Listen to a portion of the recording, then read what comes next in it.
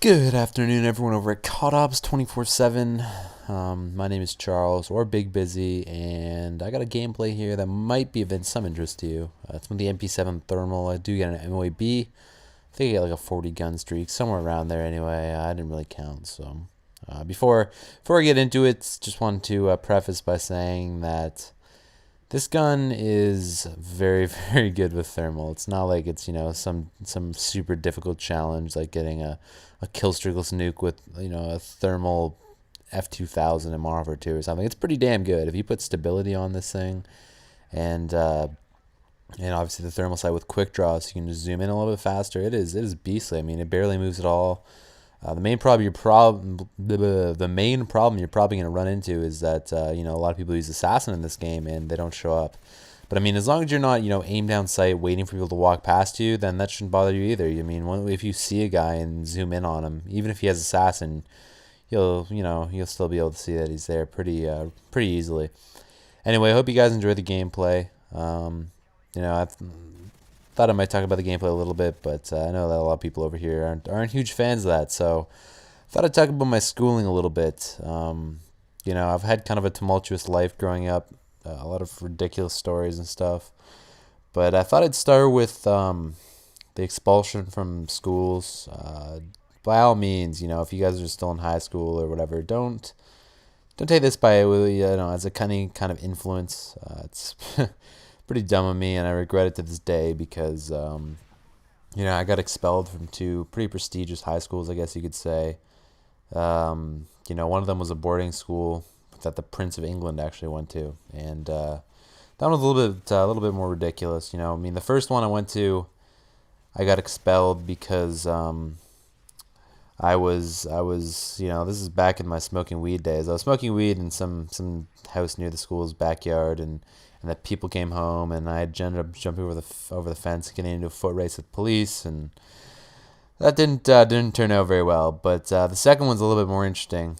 It was a boarding school called Lakefield College, and I just hated it, to be perfectly honest. I mean, it was the most regimented thing I've ever seen in my life. Like there was literally a schedule you had to follow every day, where there'd be a 5 minute segment where everyone brushed their teeth. 10 minute segment where you walked to the dining hall, and then 5 minutes to eat. It was ridiculous. So I was in the chemistry lab one day, and there was this really kind of ghetto, little shady looking container sitting on the counter, and chemistry's kind of boring at sometimes. This is one of those times. So this rusty little tin, and on the side of it, it said "explodes on contact with water." So instantly, my mischievous side was, starting to get excited. This is back in grade 10 too, so I wasn't exactly the most mature kid in the entire world at the time. But so I ended up snatching it, put it in my guitar case, and let's just say that it didn't turn out very well. I mean, what it actually was is sodium metal. You guys may know what that is. It's like some element that explodes on contact with water. Like if you throw it in water, it literally just blows up. So me and my stupid friends, of course, or as proper English would put it, my stupid friends and I decided to throw it all into a toilet bowl just to see what would happen. I mean, we didn't think it would actually, make that big of an explosion. But sure enough, a friend of mine actually had to get stitches because he had a piece of porcelain lodged into his arm. But the toilet bowl completely exploded. It went everywhere. It's just a huge explosion. Not like atomic bomb status, but it's pretty big. Let's just say that there wasn't much left remaining of the toilet bowl by the time I was done. So it was pretty bad. I mean, it was kind of stupid of me because a giant fountain of water poured out of it, kind of like if you can picture a fire hose. So like if someone taking off the cap of no, God, I can't speak English. Someone taking the cap off of a fire hose hydrant thing, and just the water gushing out. It was kind of like that, and me being an idiot, obviously we all ran right after, but me being an idiot, I ran with the water, and my friends ran away from the water because I went downhill. I wasn't thinking. And basically, I got caught because I was I was running down a hall with a giant flood of water behind me, and of course I didn't snitch on my friends because that'd be a douchebag move. And some Mexican kids actually further snitched me out and said that they saw me taking it, even though I didn't, because they're douchebags. Although it was kind of cool at the boarding school, all these people from foreign countries, Mexico and stuff, that had never seen snow in their entire life. They'd get there and see snow and just freak out, right? And like, oh my God, what is snow? It's kind of cool. Of course, 2 months later, when there's 2 feet of snow and it was, trudging every single day, walking through it, they all hated it. But that's another story. Speaking of the Mexican kids there, though, actually, there's one of them that was a billionaire. The kid in the room next to me was a billionaire as well. He was the son of Power Corporation of Canada, and he was weird as fuck. Like, I'd come out of the hall at night, and he'd be leaning up against the wall with just his, boxers on, licking at anyone that went by. Just a really weird dude. I get the MOAB here. But I guess that's what that much money does to you. And the other kid, his roommate, was a Mexican dude who was also a billionaire. And, he had some serious screwed up stories. He was in school in Canada primarily because his parents were scared that he'd be kidnapped.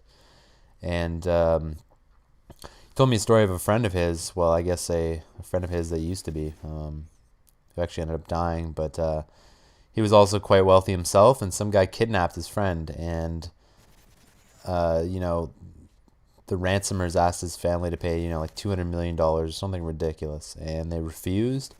And a week later, they got an ear in the mail and never heard from the kid again. So that's how screwed up Mexico is. Kind of got off topic there. But, it was an interesting year for me. They also, I used to be quite a weed smoker back in the day. I've kind of, quit that ever since I lost my eye and kind of slowed down and started to appreciate life more. But, when you're 13, 14 years old and just immature as hell, it was kind of felt like I was rebelling in some way. But anyway, Lakefield, the school I was at, also had if you got caught smoking weed there, you'd be instantly expelled on the spot, right? And my name's Charles, right? So a couple buddies of mine were smoking weed in a bush, basically, like right outside the school, which kind of sounds, sad in itself. But we were sitting there blazing, and just chilling, and then all of a sudden, out of nowhere, I just hear this really deep voice say, "Come out of there, Charlie." So I jumped up and ran so fast and so far. I think I don't think I've even come close to running that fast, because if you get caught, that's like, quite a lump sum that's thrown out the window because you're expelled on the spot and don't get a refund. So for like 2 weeks later, I thought I was still going to get booked because, I figured someone had recognized me in the bush blazing. But turns out that the next door neighbor to the school has a dog named Charles and was walking him right then and happened to be right beside us when he said, "Come out of there, Charles." Anyway, I'm sorry that that story probably isn't as interesting as the previous ones. I'm just trying to, kind of group together this school. I mean, I have some other ones from there if you want. Look at how little recoil this thing has. But I'm thinking of moving, now that I finally found out what the password to COD Ops is again. Alex changed it on me, and I kept on forgetting to ask him. But, I'm trying to get some more stories together. I do have a lot more, even more interesting ones, a little bit more ridiculous than that. But, just get some good gameplay for you guys and get some more stories out because, I feel the need to share some of them. Either way, wait till you see this last death here. I think I don't get another kill. I think I was on a 48 gun streak here. 46 gun streak. I don't know. Somewhere in the 40s. And then look at this last death here. This is the greatest player of all time right here. Wait for it. Oh, you beast. Oh my God. I wish this kid gave out lessons so I could become such a great player. Anyway, I hope you guys enjoy. I don't know what the final score is, but whatever it was, that was a gun streak, and I died twice at the end.